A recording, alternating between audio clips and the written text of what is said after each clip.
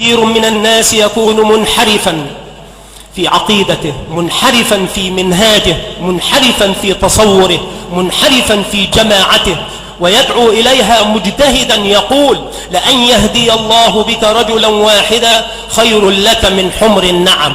ونقول: يا رجل، هل قال الرسول صلى الله عليه وسلم لأن يضل الله بك رجلا واحدا خير لك من حمر النعم؟ أنت تضل الناس.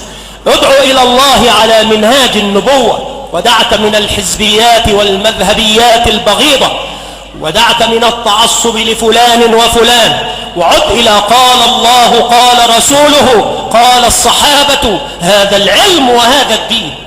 وأما التهويش الذي يعيش فيه أكثر الذين يتصدرون إلى الدعوة في سبيل الله رب العالمين بزعمهم، ففرقة وبغضاء وحقد وحسد وشحناء، والله حسيبهم، لأنهم يفرقون صفوف الأمة. ولو دعوا الناس إلى هذا الأصل الأصيل، إلى توحيد الله، وبه بدأ رسول الله صلى الله وسلم وبارك عليه، في أمة أمية وكانت كافرة بربها، وكانت تعبد الأصنام والأوثان وتقدسها، تذبح لها وتطوف بها وتنحر لها وتنذر لها وتقسم بها، ولا يعرفون من أمر الحضارة شيء، والمدنيات حولهم مزدهرة، وهم كأنما انقطعوا عن ركب التاريخ حتى صاروا في ذيل الأمم، وإن حفظت عليهم بعض الفضائل المذخورة التي احتاجها الإسلام لينميها بعد،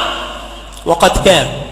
فلم يجمعهم رسول الله صلى الله عليه وعلى آله وسلم على القومية، ولم يقل لهم أمجاد يا عرب أمجاد، ولم يجمعهم النبي صلى الله عليه وسلم على العصبية، بل جعل العصبية تحت الأقدام ودبر الآذان، وجعلها منتنة كالحمأة المكسئنة،